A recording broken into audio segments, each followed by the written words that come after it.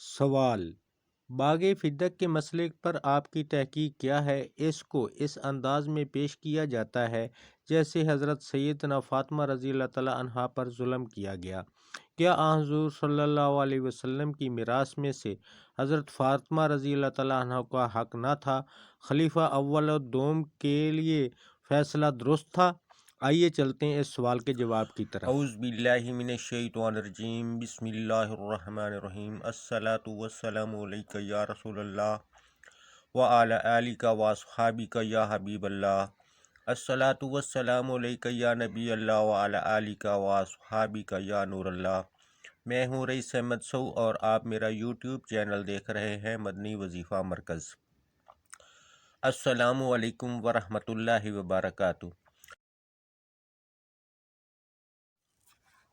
تو پیارے بہن اور بھائیو، اس سوال کا جواب یہ ہے کہ باغ فدق کے مسئلے پر بحث کرنے سے پہلے یہ دیکھنا چاہیے کہ آیا سرکار رسالت مآب صلی اللہ علیہ وسلم کے وفات کے وقت کوئی ذاتی جائیداد تھی بھی کہ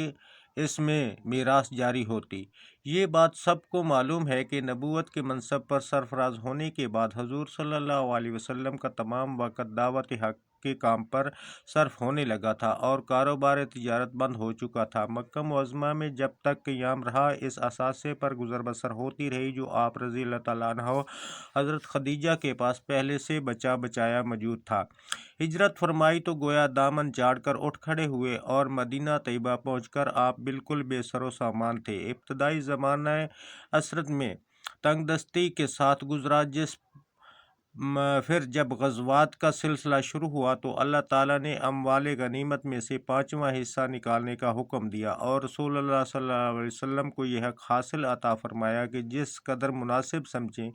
اور ضرورت محسوس فرمائے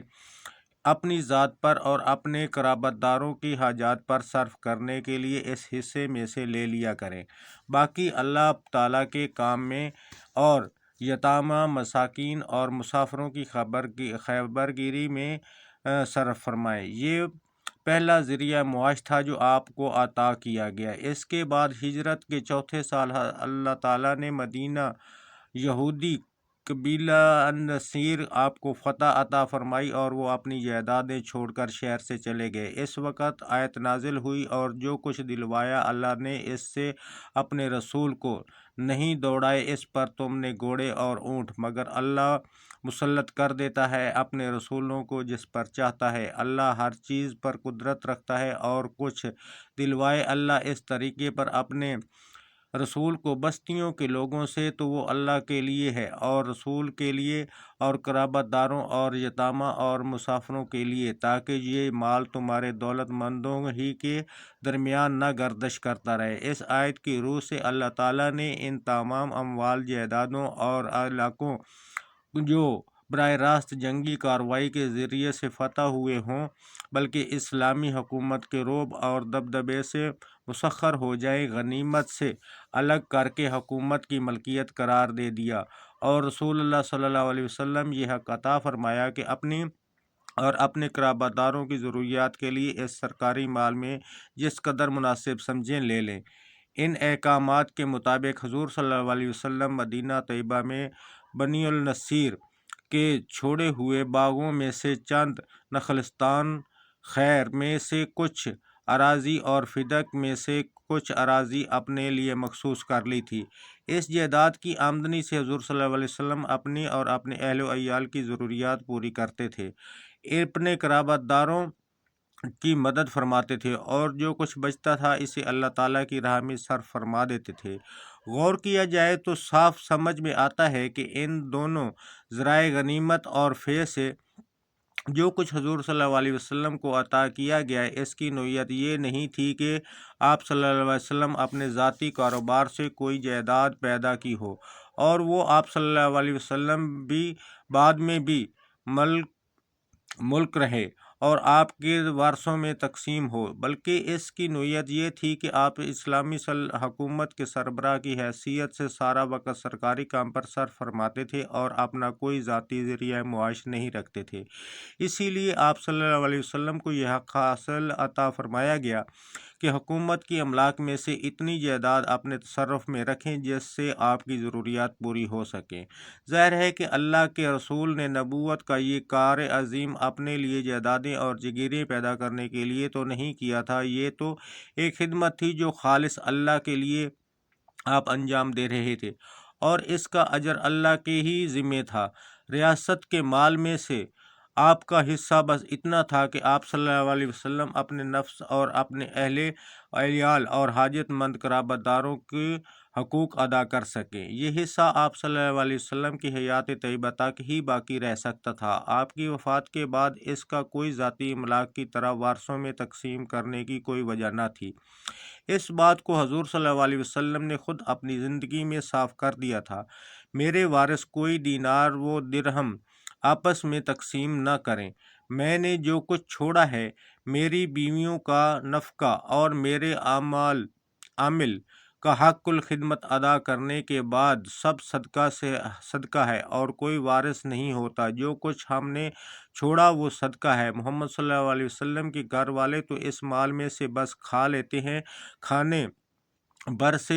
زیادہ لینے کا انہیں حق نہیں۔ اللہ عز و جل کسی نبی کو بسر اوقات کے لیے کچھ دیتا ہے اور اس کی وفات کے بعد اس شخص کے حوالے کر دیتا ہے جو اس کا جانشین ہوتا ہے۔ اس مال کے حق کے متعلق حضور صلی اللہ علیہ وسلم کی یہ ہدایت کچھ خفیہ نہ تھی، بلکہ تمام جلیل القدر صحابہ کرام ان کو جانتے تھے۔ حضرت ابوبکر صدیق رضی اللہ تعالیٰ عنہ، حضرت عمر ہی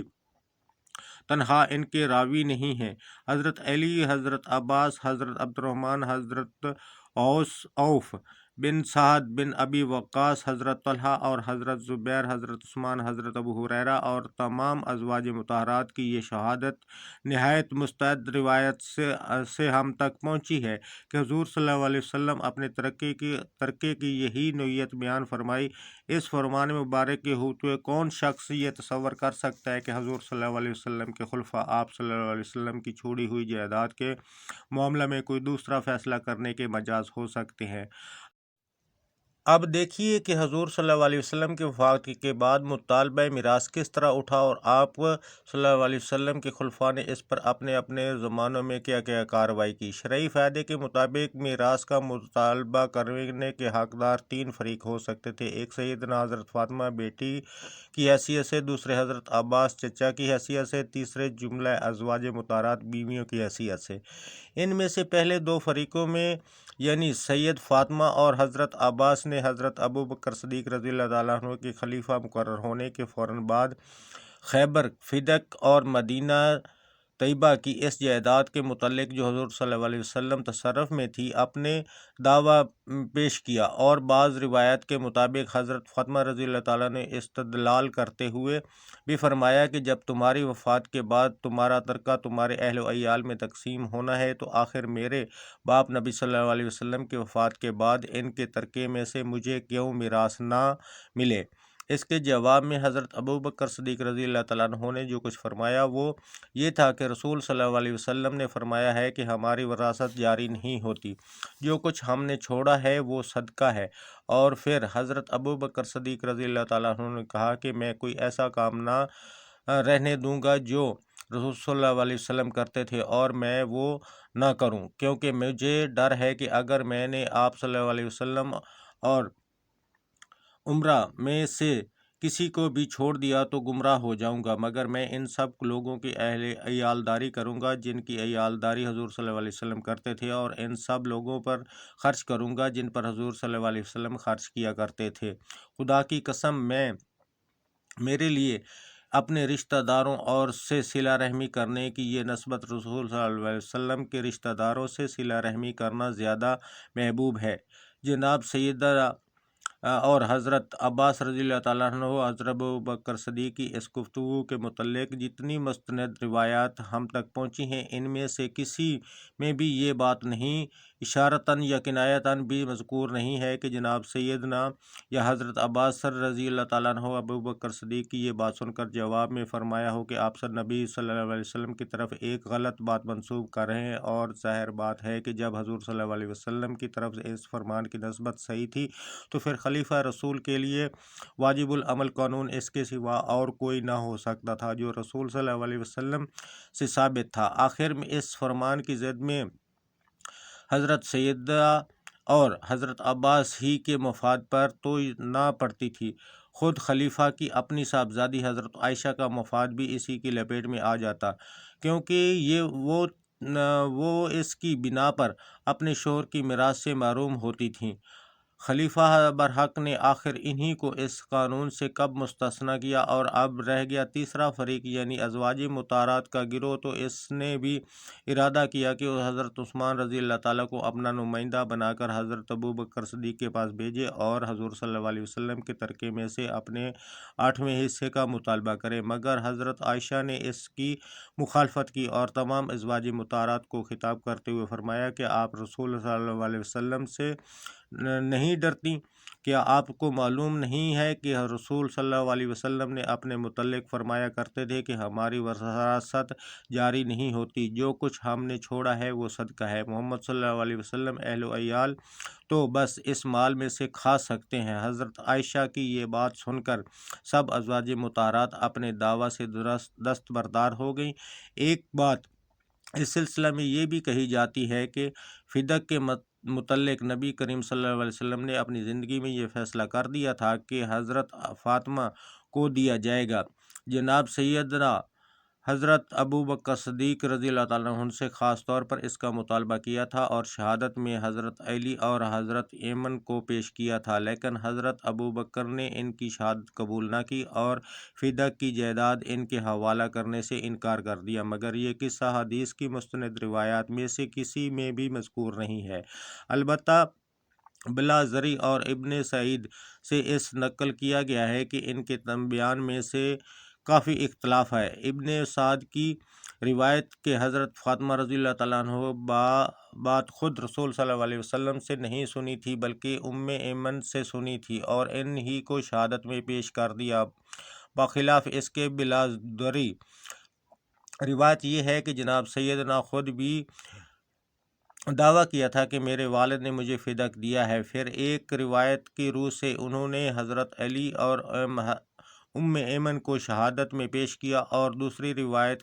کے روح سے ام ایمن اور ربا نبی کریم صلی اللہ علیہ وسلم کے ذات کردہ غلام کو۔ یہ تو ہے اس قصے کی حیثیت، یا بعض اعتبار سے اس قانونی حیثیت کو حضور صلی اللہ علیہ وسلم یہ نقل یا حبہ ہو سکتا تھا یا وصیت۔ اگر کہا جائے کہ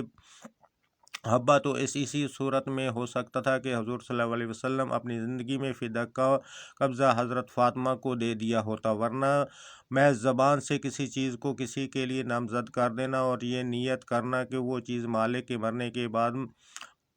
متعلّہ کو ملے گی تو حبہ نہیں بلکہ وصیت ہے، اور اس سے کہا جائے گا کہ یہ وصیت تو قرآن مجید میں میراث کا قانون نافذ ہونے کے بعد حضور صلی اللہ علیہ وسلم اعلان فرما چکے تھے کہ الاسیہ والورثہ، اب ترکے کی تقسیم کے معاملے میں کسی وارث کے حق میں وصیت نہیں کی جا سکتی۔ پھر یہ کیسے باور کیا جا سکتا ہے کہ حضور صلی اللہ علیہ وسلم اپنے ہی اعلان کردہ قانون کے خلاف دوسرے وارثوں کو چھوڑ کر ایک خاص وارث کے حق میں کوئی وصیت فرمائی ہوگی؟ علاوہ بری حبہ یا وصیت کے سوال کو نظر انداز کر کے صرف اسی شہادت کو اپنی دیکھا جائے اور اس کے نبوت میں پیش کی گئی ہو تو وہ صریحاً قرآنی قانون شہادت کے لحاظ سے ناکافی تھی۔ قرآن مجید کی روح سے یا تو 2 مردوں کی شہادت معتبر ہے یا 1 مرد اور 2 عورتوں کی شہادت۔ جناب سیدہ، اگر یہ قصہ درست فرمایا جائے تو صرف 1 عورت یا 1 مرد اور 1 عورت کی گواہی لائی تھیں۔ اس صورت میں قانون کے خلاف فیصلہ کیا جا سکتا تھا۔ کیا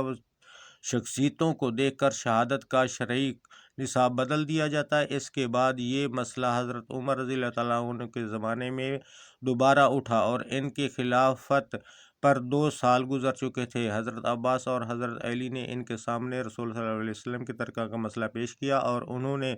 خیبر فدق کو مستثنی کر کے مدینے والی جائیداد دونوں صحابوں کی تولید میں شرط دے پر دی اور وہ اس کی آمدنی انہیں مصارف میں صرف کرنے میں جن میں حضور صلی اللہ علیہ وسلم اپنی حیات طیبہ میں فرماتے تھے، لیکن اس کے بعد حضرت علی اور حضرت عباس کے درمیان اس جائیداد کے انتظام پر نزاع واقع ہوگی اور وہ اس قضیے کو لے کر حضرت عمر رضی اللہ تعالیٰ عنہ کے پاس پہنچے اور اس کی نہایت مفصل قصہ مالک بن اوس اور حدنان بن حولہ کے تمام معتبر کتب حدیث روایت ہوا۔ حضور صلی اللہ علیہ وسلم کا ارشاد ہے کہ لانورو تکنوتو، یہ آپ چاہتے تھے کہ میں اس شرط پر جائیداد کے حوالے کر سکتا ہوں، آپ اس میں سے کسی طرح عمل کریں جس طرح رسول صلی اللہ علیہ وسلم اس کے بعد ابو بکر عمل کرتے رہے اور خلیفہ ہونے کے بعد سے عمل کر رہا ہوں، لیکن یہ شرط آپ کو منظور تو نہیں ہے، اس معاملے پر بات نہ کیجیے۔ پھر حضرت عمر رضی اللہ تعالیٰ عنہ نے چاروں صحابوں کو خدا کا واسطہ دے کر پوچھا کہ حضرت میں نے ان شرط پر جائیداد ان دونوں کے اصحاب کے حوالے کی تھی؟ انہوں نے کہا کہ ہاں۔ پھر حضرت علی رضی اللہ تعالیٰ عنہ عباس رضی اللہ تعالیٰ عنہ کو بھی اسی طرح خدا کا واسطہ دے کر پوچھا کہ اس جائیداد کے حوالے کرتے وقت میری یہی شرط تھی؟ انہوں نے بھی اسی تسلیم کیا۔ اس کے بعد حضرت عمر نے کہا کہ آپ چاہتے ہیں کہ میں اس سے مختلف فیصلہ کروں؟ اس خدا کی قسم جس کے حکم سے زمین و آسمان قائم ہے، میں کوئی دوسرا فیصلہ نہیں کروں گا۔ اگر آپ اس شرط پر عمل نہیں کر سکتے تو یہ جائیداد میرے حوالے کر دیجیے، میں اس کا انتظام کر لوں گا۔ یہ ہے اس معاملے کی پوری تاریخ جو حضرت ابو بکر رضی اللہ تعالیٰ عنہ اور حضرت عمر کے زمانے میں پیش آئی۔ اسے دیکھ کر ہر شخص خود رائے قائم کر سکتا ہے کہ اس معاملے میں جو کچھ کیا گیا تھا وہ ظلم تھا یا عدل اور حق۔ اس کے ساتھ 2 باتیں اور بھی ہیں جو صحیح رائے قائم کرنے کی نگاہ میں رکھتی ہیں۔ اول یہ کہ اصل بحث صرف یہ تھی کہ اس جائیداد کو نبی صلی اللہ علیہ وسلم کے بعد میراث میں تقسیم کیا جا سکتا ہے یا نہیں۔ یہ بحث نہ تھی کہ رسول صلی اللہ علیہ وسلم کے اہل و عیال اور قرابت داروں کو بیت المال سے